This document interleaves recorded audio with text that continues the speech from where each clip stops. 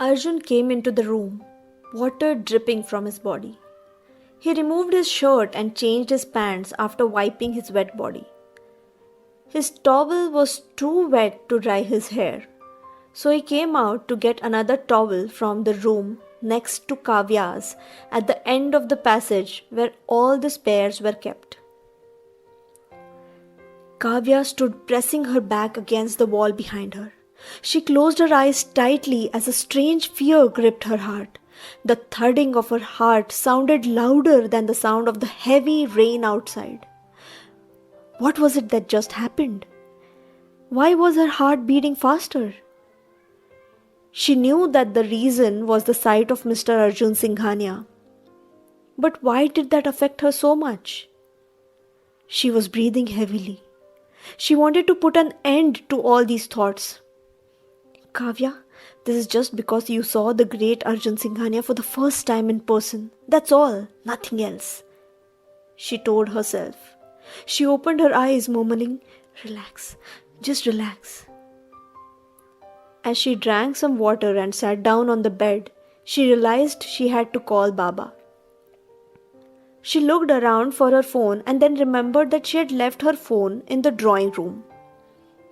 She hurried out of the room, and just as she turned around the corner of the passage, she bumped into a tall, handsome, shirtless Arjun. They both fell to the floor with Arjun on the top of Kavya. Arjun supported himself on his arms so that his weight did not crush Kavya below him. Before Kavya could understand what just happened, she saw a pair of dark eyes staring down at her. Their faces were just a couple of inches away. Arjun could feel Kavya's heaving chest against his bare body. Kavya stared at him, her eyes wide in fear. Arjun knew he needed to get up immediately, but he couldn't take his eyes off her. Kavya was at loss of words, just wondering why he wasn't moving away. But Arjun was lost into those beautiful brown eyes that contained so many unspoken words in them. Kavya was waiting for him to move away. She hesitated to touch his bare chest to push him away. Just then, to her rescue, her phone began ringing. That brought Arjun back to his senses and he got up at once, totally embarrassed. Before he could say anything, Kavya hurried away to the drawing room to get her phone. More than that, she just wanted to run anywhere away from Arjun. Arjun stood at his place for a couple of moments as his lips curved into a faint smile. Kavya answered the call. It was Baba, as she had expected. He had called back after seeing Kavya's missed call. Kavya told him that she had reached safely and asked him whether he was fine and whether he had his lunch and medicines. He sensed Kavya's fear through her trembling voice. He asked whether she was all right, and she said she was. The call ended soon.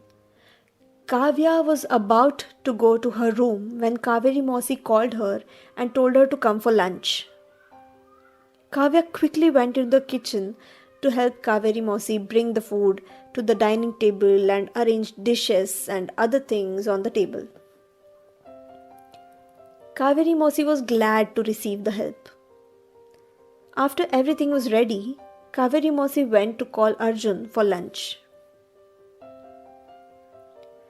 Arjun stood looking outside the window of his room. He couldn't stop thinking of those beautiful brown eyes. They had a mixture of emotions.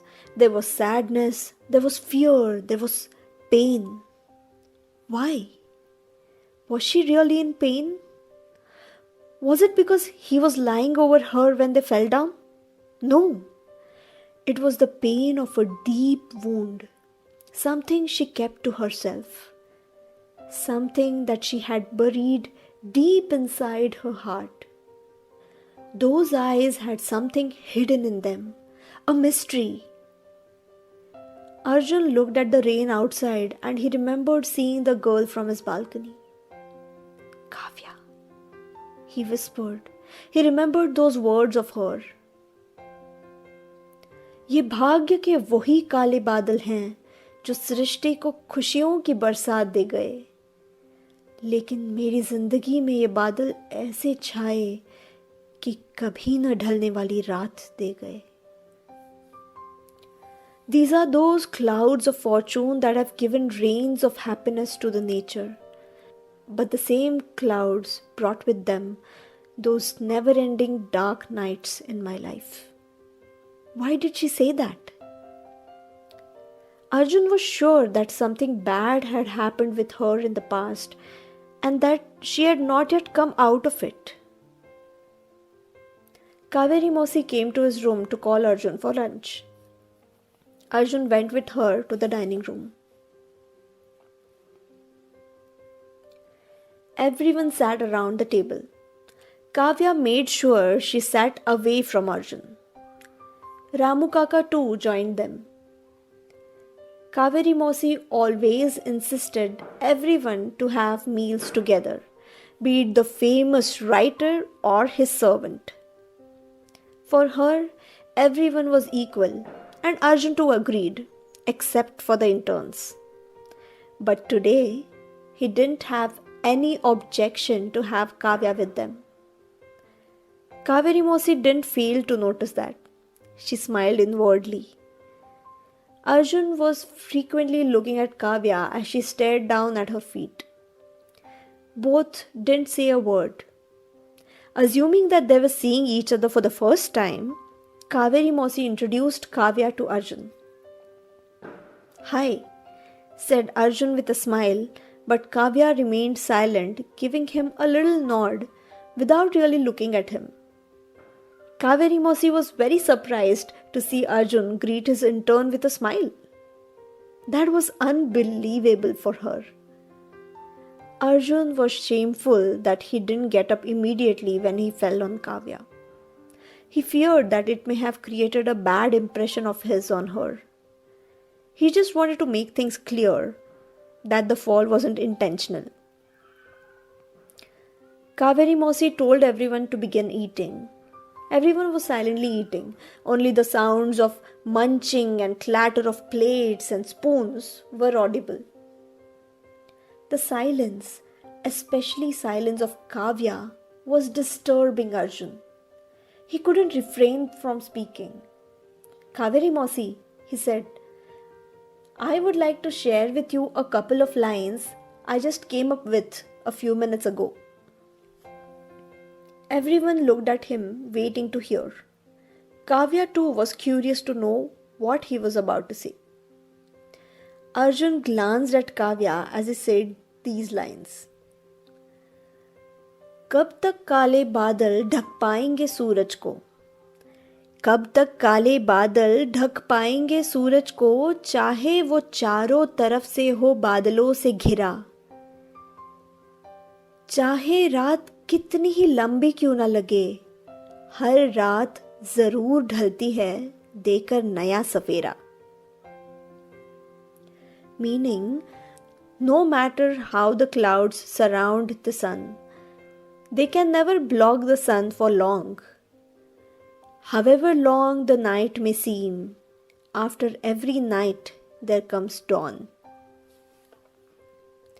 Kavya was stunned to hear these lines. She was surprised to know that Arjun had heard her when standing in the balcony, and she understood that Arjun's lines were a reply to hers. Kaveri Mausi and Ramu Kaka praised Arjun for his lines, but Arjun was waiting for Kavya's reaction. Kavya looked at him, not knowing what to say.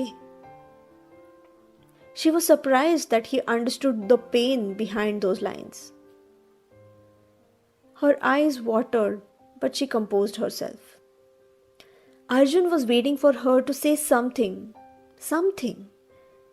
but she couldn't speak.